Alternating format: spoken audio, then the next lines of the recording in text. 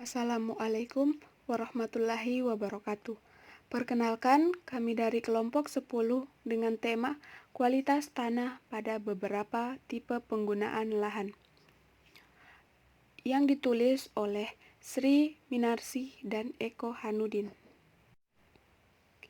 Sebelumnya, saya akan memperkenalkan anggota kelompok saya. Yang pertama, Dian Nurlitasari Dula Alba dengan ujung NIM 106 yang bertugas untuk mencari materi.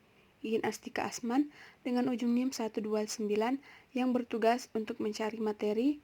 Yang ketiga, Nafa Trianti Muhtar dengan ujung NIM 158 yang bertugas untuk membuat PPT atau menyusun PPT. Yang keempat, saya sendiri Nurul Islavia Ismail dengan ujung NIM 172 yang bertugas untuk mencari materi. Untuk mempersingkat waktu, saya akan mempersilahkan pemateri pertama atas nama Dian Nurlita Sari Dula Alba. Perkenalkan, saya Dian Nurtasari Dula Alba dengan NIM J1A119106. Saya di sini akan menjelaskan materi mengenai pengertian tanah dan pengertian kualitas tanah. Yang pertama yaitu pengertian tanah. Tanah merupakan sumber daya alam yang sangat penting bagi kelangsungan hidup semua makhluk yang ada di bumi. Menurut Verhoeven tahun 1994, tanah adalah kumpulan dari bagian-bagian padat yang tidak terikat antara satu dengan yang lain, atau diantaranya mungkin material organik, dan rongga-rongga di antara bagian-bagian tersebut berisi udara dan air. Sedangkan menurut Craig tahun 1991, tanah adalah akumulasi mineral yang tidak mempunyai atau lemah ikatan antar partikelnya, yang terbentuk karena pelapukan dari batuan. Tanah yang didefinisikan oleh Das tahun 1995 sebagai material yang terdiri dari agregat mineral-mineral padat yang tidak tersementasi atau terikat secara kimia satu sama lain dan dari bahan-bahan organik telah melapuk atau yang berpartikel padat disertai dengan zat cair dan gas yang mengisi ruang-ruang kosong di antara partikel-partikel padat tersebut. Yang selanjutnya yaitu pengertian kualitas tanah. Menurut Soil Science Society of America tahun 1997, kualitas tanah adalah kemampuan tanah untuk menampilkan fungsi-fungsinya dalam penggunaan lahan atau ekosistem untuk menopang produktivitas biologi, mempertahankan kualitas lingkungan, dan meningkatkan kesehatan tanaman, binatang, dan manusia. Sedangkan menurut Doran dan Parkin tahun 1993, pengertian kualitas tanah harus mencakup beberapa cakupan, yaitu yang pertama produktivitas, yaitu kemampuan tanah untuk menghasilkan tanaman. Dua, kualitas lingkungan, yaitu kemampuan tanah untuk menetralisir kontaminan-kontaminan lingkungan, patogen, dan aspek-aspek merusak lainnya. Ketiga, kesehatan, yaitu kemampuan tanah mempertahankan kesehatan tanaman, hewan, dan manusia. Menurut Utomo tahun 2002 dan Regis et al. Tahun 1999, kualitas tanah adalah kondisi tanah yang menggambarkan tanah itu sehat, yaitu mempunyai sifat tanah yang baik dan produktivitasnya tinggi secara berkelanjutan. Itulah tadi pemaparan materi dari Saudari Dian Nurlitasari Dula Alba. Saya ucapkan terima kasih. Dan kita melangkah ke materi selanjutnya yang akan dibacakan oleh Saudari Iin Astika Asman. Assalamualaikum warahmatullahi wabarakatuh. Perkenalkan, nama saya Iin Astika Asman dengan NIM J1A119129 akan memaparkan materi mengenai fungsi tanah. Fungsi tanah menurut Seibold et al. Pada tahun 1998 mempunyai fungsi antara lain yang pertama, dapat menopang aktivitas biologis, keanekaragaman, dan produktivitas.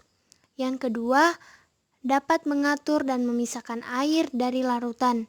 Ketiga, menyaring, menyangga, mendegradasi, imobilisasi, dan mendetoksifikasi bahan-bahan organik dan anorganik, termaksud hasil samping industri dan kota serta endapan atmosfer. Keempat, menyimpan dan mendaur hara dan unsur-unsur lain dalam biosfer bumi. Yang kelima, memberikan dukungan bagi bangunan, struktur sosial ekonomi, dan perlindungan kekayaan arkeologis yang berhubungan dengan pemukiman manusia. Selanjutnya, saya akan menjelaskan mengenai karakteristik tanah sehat. Adapun karakteristik dari tanah sehat ini yaitu yang pertama, nutrisi untuk pertumbuhan tanaman cukup tersedia dan tidak berlebih. Yang kedua, memiliki struktur tanah yang sesuai untuk pertumbuhan tanaman. Yang ketiga, memiliki kedalaman lapisan yang cukup untuk perakaran dan drainase. Yang keempat, populasi organisme parasit di dalam tanah rendah. Yang kelima, populasi organisme yang menguntungkan tinggi. Yang keenam, gangguan gulma rendah. Gulma dapat menjadi kompetitor bagi tanaman dalam hal nutrisi, air, dan cahaya. Yang ketujuh, tidak adanya pengaruh pestisida atau bahan-bahan kimia. Dan kedelapan, cepat pulih kembali setelah mengalami kerusakan. Terima kasih. Baiklah, terima kasih atas pemaparan materi dari Saudari Iin Astika Asman. Selanjutnya saya persilahkan Saudari Nafa Trianti Muhtar untuk membacakan materi selanjutnya. Assalamualaikum warahmatullahi wabarakatuh. Perkenalkan, nama saya Nafa Trianti Muhtar dengan NIM J1A119158 akan menjelaskan materi tentang penyebab turunnya kualitas tanah. Kualitas tanah ini dapat berubah akibat pengolahan lahan yang dilakukan oleh manusia. Perubahan yang terjadi ini dapat meningkatkan kualitas tanah atau justru menurunkannya, sehingga terjadi degradasi lahan. Degradasi lahan ini ditandai dengan terjadinya penurunan produktivitas tanah. Penurunan kualitas tanah juga disebabkan oleh kehadiran bahan-bahan pencemar di tanah. Penggunaan sarana produksi, diantaranya pupuk dan insektisida yang tidak ramah lingkungan dan berlebih, dalam kurun waktu yang panjang akan berdampak pada kehidupan dan keberadaan musuh alami hama dan penyakit, dan juga berdampak pada kehidupan biota tanah. Hal ini menyebabkan terjadinya ledakan hama penyakit dan degradasi biota tanah. Penggunaan pupuk kimia yang berkonsentrasi tinggi dan dengan dosis yang tinggi dalam kurun waktu yang panjang menyebabkan terjadinya penurunan kesuburan tanah karena terjadi ketimpangan hara dan kekurangan hara lain, dan semakin merosotnya kandungan bahan organik tanah.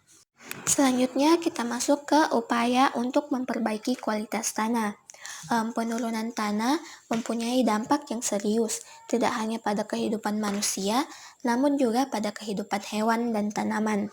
Penurunan kualitas tanah ini akan menurunkan produktivitas pertanian, kualitas lingkungan, dan dapat mempengaruhi ketahanan pangan. Oleh sebab itu, kita memerlukan beberapa strategi untuk meningkatkan kembali kualitas tanah yang rusak. Adapun beberapa strateginya diantaranya yang pertama itu penambahan bahan organik yang dapat dilakukan dengan pemberian sisa tanaman dan juga bahan organik lain seperti pupuk kandang dan pupuk kompos. Yang kedua itu melindungi permukaan tanah dengan tanaman penutup tanah. Tanaman penutup tanah di sini dapat menjaga kelembapan tanah dan melindungi tanah dari temperatur yang ekstrim. Menyediakan habitat yang lebih luas untuk organisme tanah seperti serangga dan cacing, dan juga dapat meningkatkan ketersediaan air sehingga memberi cukup air pada tanaman sekaligus mengurangi aliran permukaan dan erosi. Yang selanjutnya ada menghindari pengolahan lahan yang berlebihan. Seperti yang kita ketahui bahwa pengolahan tanah ini memiliki efek yang positif, tetapi juga meningkatkan degradasi bahan organik, merusak struktur tanah, dan menyebabkan pemadatan. Yang terakhir itu kita bisa melakukan rotasi tanaman. Rotasi tanaman sini mempengaruhi lamanya pergantian penutupan tanah oleh tajuk tanaman. Rotasi tanaman ini memberikan keuntungan, di antaranya itu pemberantasan hama penyakit dengan humus siklus hidup dari hama dan penyakit, pemberantasan gulma, dan mempertahankan dan memperbaiki sifat-sifat fisik dan kesuburan tanah. Baiklah, terima kasih atas materi yang telah dibawakan oleh Saudari Nafa Trianti Muhtar. Di sini dapat saya simpulkan bahwa kualitas tanah pada lahan kebun dan sawah lebih rendah dibandingkan kualitas tanah pada lahan hutan. Hal ini menunjukkan bahwa telah terjadi penurunan kualitas tanah.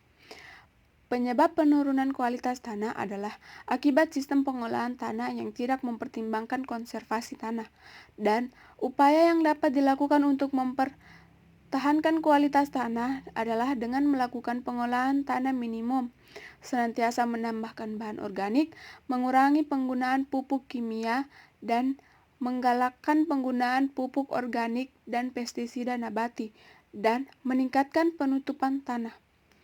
Itulah tadi yang dapat disampaikan oleh kelompok kami. Lebih dan kurangnya mohon dimaafkan. Saya ucapkan wabillahi taufiq wal hidayah. Wassalamualaikum warahmatullahi wabarakatuh.